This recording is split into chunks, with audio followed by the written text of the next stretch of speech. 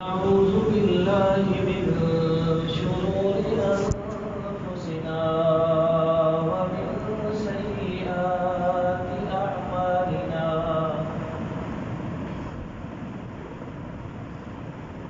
من يهده الله فلا مضل له ومن يضلل فلا هادي له وأشهد أن لا إله إلا الله وحده لا شريك له وأشهد أن محمدا عبده ورسوله أما بعد فإن خير الحديث كتاب الله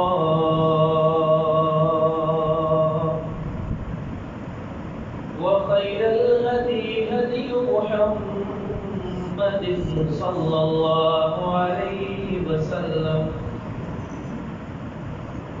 وشر الأمور محدثاتها وكل محدثة بدعة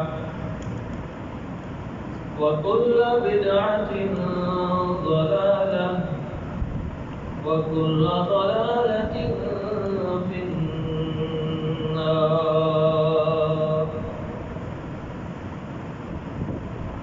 أعوذ بالله من الشيطان الرجيم.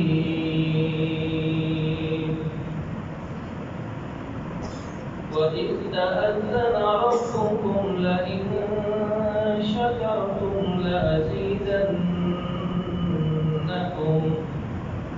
ولئن كفرتم إن عذابي لشديد. اور جب تمہارے رب نے صاف اعلان کر دیا کہ اگر تم شکر ادا کرو گے تو میں ضرور تم پر اضافہ کروں گا، اور اگر تم نے ناشکری کی یقیناً میرا عذاب بہت ہی زیادہ سخت ہے.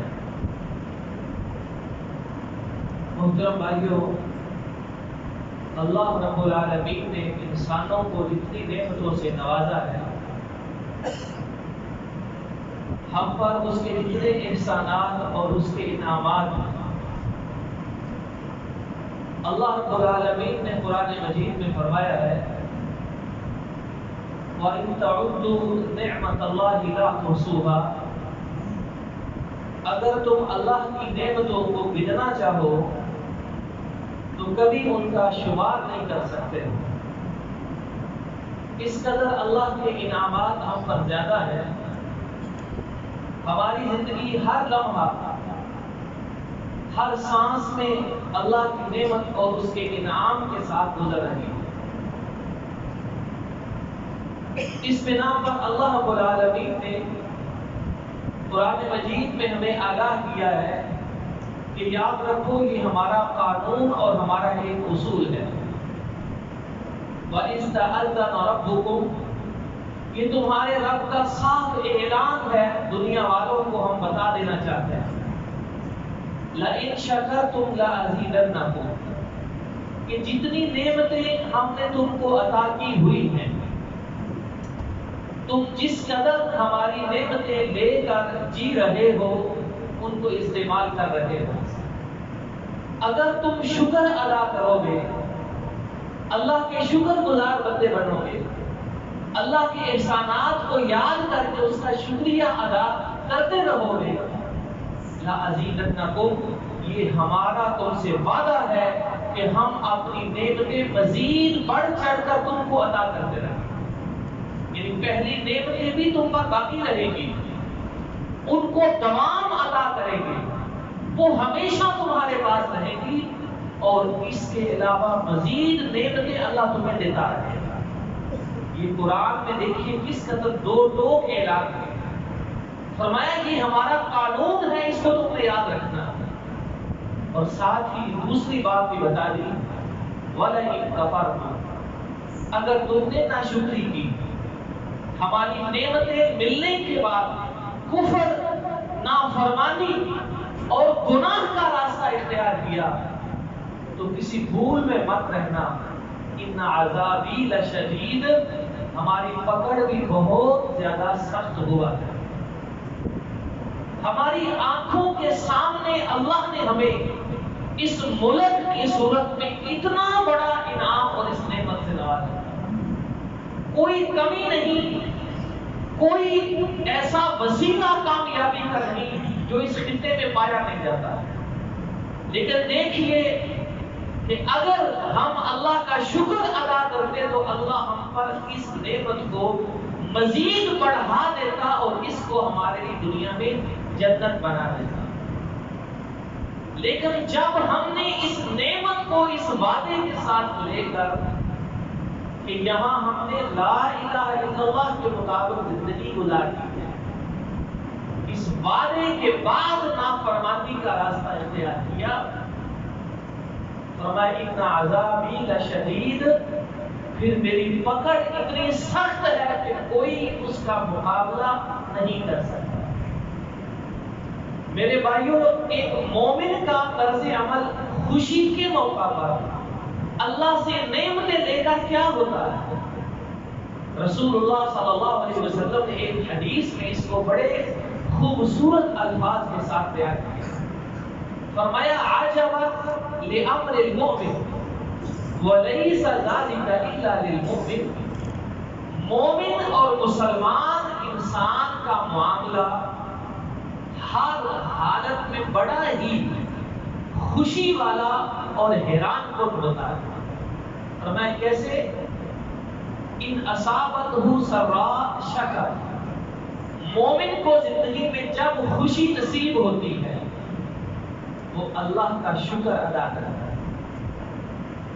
مومن کو اولاد ملتی ہے، مومن کے کاروبار میں اضافہ ہوتا ہے، اس کا بیلنس بڑھتا ہے، اس کے گھر میں کوئی خوشی آتی ہے. فرمایا شکر، وہ شکر ادا کرتا ہے اور شکر پر اللہ بہت خوش ہوتے ہیں. وَإِنْ أَصَابَتْهُ ضَرَّاءَ صَبَرَ فَكَانَ خَيْرٌ لَهُ، اور اگر مومن کو زندگی میں کبھی تکلیف اور غمی آ جاتی ہے تو وہ صبر کا مظاہرہ ہے. تو یہ صبر بھی اللہ کو بڑا پسند ہے. یحب الصابرین، ایسے بندے کو پھر اللہ کی محبت حاصل ہے. مومن کی زندگی شکر اور صبر ان دو سے ہٹ کر کسی طرف بے لگام ہو کر نہیں جاتی. دیکھیے انسان کی زندگی یہاں خوشی ہے یا غمی ہے؟ خوشی ہے تو صبر ہے، شکر ہے، غمی ہے تو صبر ہے. دیکھیں اسلام نے ہم کو خوشی منانے کا طریقہ کیسے سکھایا. ہماری زندگی میں بطور مسلمان دین نے ہمیں دو تہوار عطا کیے، ایک عید الفطر ہے، ایک عید الاضحیٰ. یہ دو خوشی کے موقع تہوار ہیں، مسلمانوں کے جشن ہیں. ذرا تصور کیجئے کہ ان دونوں تہواروں کا موقع کب آتا ہے اور ان کی ابتدا کب ہوتی ہے. رمضان ختم ہوتا ہے، اتنی بڑی عبادت کے بعد ہمیں تہوار اور جشن دیا گیا. اس جشن اور تہوار کی ابتدا کیسے ہوتی ہے؟ روٹین سے ہٹ کر صبح 2 رکعت نماز عید سے ہمارے تہوار کی ابتدا ہوتی ہے. اور عید الاضحیٰ اتنا بڑا موقع کہ حج جیسی عظیم عبادت کے بعد عید آتی ہے. اس جشن کا تہوار کا آغاز کیسے ہوتا ہے؟ 2 رکعت نماز عید کے ساتھ اس کی ابتدا ہوتی ہے. اس کا مطلب کیا ہے؟ یہ درس ہے کہ مسلمان تہوار، جشن اور خوشی کے موقع پر غیر مسلموں کی طرح شراب، کباب، بے ہوشی، مدہوشی اور فحاشی میں پڑھ کر اللہ قبول نہیں جاتا ہے. آپ حیران ہوں گے کہ غیر مسلم قوم عیسائی کا 25 دسمبر کو کرسمس کے نام پہ ایک تہوار آتا ہے. لکھنے والے لکھتے ہیں کہ دنیا میں سب سے زیادہ شراب کرسمس کے موقع پر پی جاتی ہے اور فروخت کی جاتی ہے.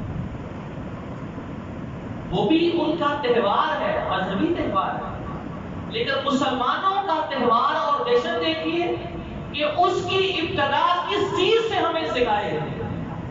اور ایک دوسرا درس جو اللہ کے نبی علیہ السلام نے مدینہ جا کر مسلمانوں کو تہوار کے حوالے سے دیا تھا، وہ بہت بڑا ہے.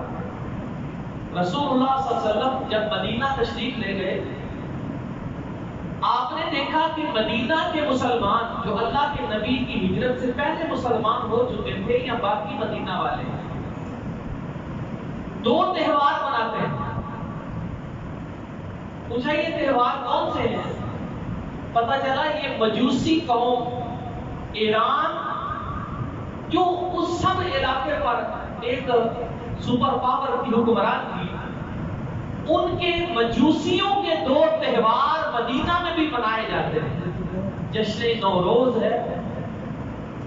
تو رسول اللہ صلی اللہ علیہ وسلم کی ذرا حدیث سنیے. فرمائے ان اللہ قد ابدلکم بیومین خیرا منہما. کہ مسلمانوں آج یہ بات یاد رکھو اور سن لو، اللہ نے تمہیں ان دو دنوں کے مقابلے میں ان سے بہتر دو تہوار عطا فرما دیے. اللہ نے ان کا خاتمہ کر دیا، ان کے بدلے میں اللہ نے تمہیں دو نئے تہوار دیے. اب اس حدیث پر غور کیجیے کہ ایک قوم جو سال ہر سال سے تہوار منا رہی تھی، ان کو بدلنے کی کیا ضرورت ہے؟ یہ کون سا دین کا مسئلہ تھا؟ بدلنا اس لیے تھا کہ ایک مسلمان اپنی خوشی، اپنے جشن اور اپنے تہوار کے موقع پر بھی غیر مسلموں جیسے کام نہیں کر سکتا. غیر مسلموں کا تہوار نہیں منا سکتا ہے. کیوں؟ اس لیے کہ اگر غیر مسلموں کا تہوار مسلمان بھی منائے گا تو ان جیسے حرام کاموں پر یہ بھی سرعام ارتکاب ہے. آج دیکھ لو کہ ہمارے ملک پاکستان میں اسلامی معاشرے میں مسلمان نیو ایئر نائٹ کے نام سے نئے سال کی رات مناتے ہیں. کیا کچھ کرتے ہیں؟ اس کے علاوہ اور بہت کچھ کرتے ہیں ایسے تہواروں پر جن کا اسلام میں کوئی تصور نہیں. کوئی فحاشی عریانی کا انعقاد کرتا ہے، کوئی شرک اور بدعات والا عمل کرتا ہے. یہ سارے غیر اسلامی تہواروں کا نتیجہ ہے جن سے اللہ کے رسول صلی اللہ علیہ وسلم نے مدینہ آتے ہی منع کر دیا کہ آج کے بعد ان دو کے علاوہ تم نے کوئی تہوار نہیں منایا. تو سبب یہ ملتا ہے کہ میرے بھائیوں، خوشی کے موقع پر، تہوار کے موقع پر بندے کو اتنا بے لگام نہیں ہونا چاہیے کہ اللہ کی نعمت پر شکر ادا کرنے کے بجائے ناشکری اور کفران نعمت کا راستہ اختیار ہے. اب دیکھیے، اللہ نے موسیٰ علیہ السلام کو آزادی عطا فرمائی. فرعون کو ان کی آنکھوں کے سامنے دریائے نیل میں غرق کر دیا تھا. یہ 10 محرم کو یہ واقعہ پیش آیا تھا. آزادی ملنے پر انہوں نے کیا کیا تھا؟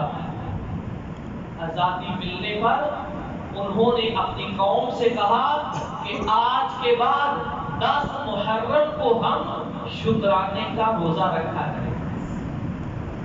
اور اللہ کے نبی کو وہ عمل اتنا پسند آیا کہ جب آپ مدینہ تشریف لائے، یہودیوں کو روزہ رکھتے دیکھا تو فرمایا یہ تو حضرت موسیٰ کی تعلیمات کو چھوڑ کر گمراہ ہو چکے ہیں. موسیٰ ہمارا بھائی تھا، ہمارا اور موسیٰ کا دین توحید کے اعتبار سے ایک تھا. آج کے بعد ہم بھی 10 محرم کو روزہ رکھیں. تو دیکھیے، آزادی ملنے پر شکرانے کا روزہ رکھنا اور اللہ کا شکر ادا کرنا، یہ رسول اللہ صلی اللہ علیہ وسلم کی سنت ہوا ہے. اور ایسے ایک حدیث میں آتا ہے کہ کہ اللہ کے نبی علیہ السلام کی زندگی میں جب کبھی آپ کو خوشخبری دی جاتی یا کوئی خوشی کی بات سنائی جاتی، فسجد شکر للہ تعالی، تو اللہ کے نبی شکرانے کا سجدہ کیا تھا۔ دیکھو ایک مسلمان کا خوشی کے موقع پہ عمل کیا ہوتا ہے کہ جب خوشی کی خبر ملتی ہے تو اللہ کے نبی سجدے میں گر جاتے ہیں۔ دیکھو کائنات کی افضل ترین ہستی اللہ کے بعد خوشی کیسے مناتے ہیں کہ زمین پر سر رکھ کر اللہ کے آگے عاجزی کرتا ہے۔ اور ایسا ہی ایک موقع اللہ کے نبی کی زندگی میں اس دن آیا تھا کہ جب مکہ فتح ہوا۔ مکہ فتح اتنی عظیم خوشخبری تھی کہ صحابہ کرام بڑے خوش تھے کہ جس سرزمین پر ماریں پڑتی تھی، جس سرزمین پر دھکے دیے جاتے تھے، جس سرزمین پر گرم ریت پر لٹا کر چمڑی ادھیڑ دی جاتی تھی، آج وہ اپنی حکومت کے نیچے آ گیا۔ لیکن اللہ کے نبی کا حال کیا تھا؟ صحابہ کرام بیان کرتے ہیں کہ رسول اللہ صلی اللہ علیہ وسلم فتح مکہ والے دن جب مکہ فتح ہو گیا تو شہر میں ایسے داخل ہو رہے تھے کہ آپ کا سر جھکا ہوا تھا، وہ سواری کو لگ رہا تھا۔ عاجزی کا اظہار، عاجزی اور انکساری کا عالم دیکھیے کہ دنیا کے فاتح جب ملک فتح کرتے ہیں تو کیا کرتے ہیں؟ دنیا کے حکمران جب کسی قوم کو فتح کرتے ہیں تو شہروں کو برباد کرتے ہیں۔ لیکن اللہ کے رسول صلی اللہ علیہ وسلم کا سر اتنا جھک رہا تھا کہ سواری کو لگ رہا تھا۔ اور آگے سنیے، نبی کریم علیہ السلام جب مکہ میں داخل ہو گئے تو اپنے چچا ابو طالب ان کی صاحبزادی کے گھر آپ کا قیام ہوا تو وہاں رسول اللہ صلی اللہ علیہ وسلم نے غسل فرمایا اور 8 رکعات وہیں نوافل ادا کر۔ دیکھیے اللہ کے رسول علیہ السلام کی خوشی کے موقع پہ سنت کیا ہے؟ 8 نوافل۔ وہ اللہ کا نبی حضرت موسیٰ خوشی ملتی ہے، آزادی ملتی ہے تو اپنی قوم کو روزہ ایسا رکھواتے ہیں کہ آج تک وہ روزہ جاری ہے۔ اللہ نے ہمارے دین میں بھی سنت بنا دیا اور ہمارے پیغمبر جناب محمد مصطفیٰ صلی اللہ علیہ وسلم کو جب مکہ فتح ہوا اس کا موقع کیا تھا؟ اس کا مطلب یہ تھا آج کے بعد سارا عرب کا علاقہ اسلامی حکومت میں آ گیا۔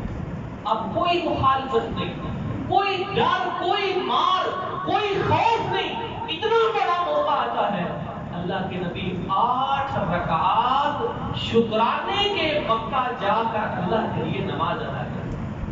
میرے بھائیوں دیکھیں کہ ہم کہاں ہیں اور اللہ کے نبی کی سنت کیا ہے کہ خوشی کے موقع پر کہ اللہ نے جو ہمیں نعمتیں دی ہوتی ہیں ہم انہی کو استعمال کر کے اللہ کی نافرمانی کرتے ہیں۔ اللہ نے ہمیں مال دیا ہے تو اس کا کیا مطلب ہے کہ خوشی کے موقع پر میں جیسے چاہوں ان کو استعمال کر سکتا ہوں۔ قرآن مجید میں فرمایا ان المبذرین کانوا اخوان الشیاطین، کہ فضول خرچی کرنے والے یعنی غلط جگہ پر اللہ کا دیا ہوا مال خرچ کرنے والے، اس کو کہتے ہیں فضول خرچ، کہ غلط جگہ، حرام جگہ، ناجائز چیز پر اللہ کا دیا ہوا مال اور دولت صرف کرنا۔ فرمایا اخوان الشیاطین، یہ شیطان کے بھائی۔ ہم کیا کرتے؟ شادی خوشی کا موقع آئے ہم بے حیائی اور فحاشی کے آلات اور انتظام پر بے دریغ اپنی دولت خرچ کرتے۔ لیکن صحابہ کا عالم کیا تھا؟ ان کے پاس مال آتا تھا وہ کیا کرتے؟ اللہ کے نبی کی خدمت میں ایک دن کچھ صحابہ ایک شکایت کرنے آئے۔ شکایت دیکھیے کتنی عجیب ہے۔ عرض کی اے اللہ کے رسول صلی اللہ علیہ وسلم، آپ کے ساتھیوں میں سے جو دولت مند ہے، جن کے پاس مال ہے، وہ صدقہ دیتے ہیں، ثواب بہت زیادہ کما لیتے ہیں۔ ہمارے پاس پیسے نہیں، ہم ثواب کمانے میں پیچھے رہ جاتے ہیں۔ پریشانی ہے کہ اب ہم زیادہ ثواب کیسے کماتے ہیں۔ دیکھیے کسی انسان کی سوچ ہو سکتی ہے۔ پریشانی کیا ہے کہ جن کے پاس دولت ہے وہ صدقہ کرتے ہیں اور صدقہ دے کر وہ اجر کماتے ہیں۔ ہم غریب ہیں، ہمارے پاس پیسے نہیں، صدقہ نہیں کر سکتے، ہم ان کے برابر کیسے ہیں؟ اب یہاں دو باتیں اس واقعہ سے ہمیں ملتی ہیں۔ نمبر ایک کہ صحابہ کے پاس جب مال آتا تھا تو وہ اپنے مال کو کہاں لگایا کرتے؟ ہم اپنے مال کو کہاں لگاتے ہیں؟ ہم اپنی دنیا بنانے کے لیے اپنے مال کو خرچ کرتے ہیں۔ جائز حلال خرچ میں گناہ کوئی نہیں، لیکن انسان دنیا میں بہتر سے بہتر تلاش کرتا ہے، آخرت کے لیے بہتر کی تلاش میں نہیں رہتا۔ ہم اپنے مال سے اپنا گھر بہتر کرتے ہیں، گاڑی بہتر کرتے ہیں، اپنے آپ کو بہتر کرتے ہیں، اپنی اولاد پر بیلنس خرچ کرتے ہیں۔ دور دور منصوبے کس لیے ہوتے ہیں؟ اپنی اولاد کے فیوچر کو بہتر بنانے کے لیے۔ لیکن صحابہ کے منصوبے کیا ہوتے ہیں؟ کہ حضرت کعب بن مالک رضی اللہ عنہ، یہ وہ صحابی تھے کہ 50 دن اللہ نے ان کی توبہ قبول نہیں کی، کیونکہ وہ اللہ کے نبی کے ساتھ غزوہ تبوک میں شریک نہیں ہوئے، پیچھے رہ گئے۔ اللہ ناراض ہو گیا، اللہ کے نبی ناراض ہو گئے، صحابہ کرام نے ان سے بولنا چھوڑ دیا۔ 50 دن بعد قرآن نازل ہوا کہ اللہ نے ان کو معاف کر دیا۔ حضرت کعب بڑے خوش ہوئے۔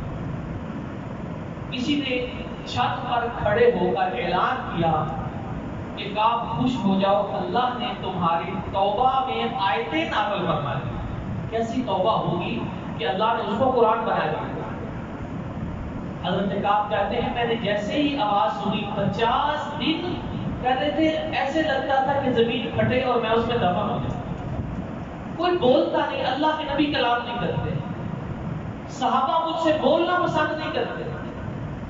کہتے ہیں میرا ایک جگری دوست تھا، ایک دن وہ باغ میں 4 دیواری میں باغ اس میں کام کر رہا تھا اکیلا۔ میں بڑا پریشان، دل تنگ کہ کوئی مجھ سے بات نہیں کرتا۔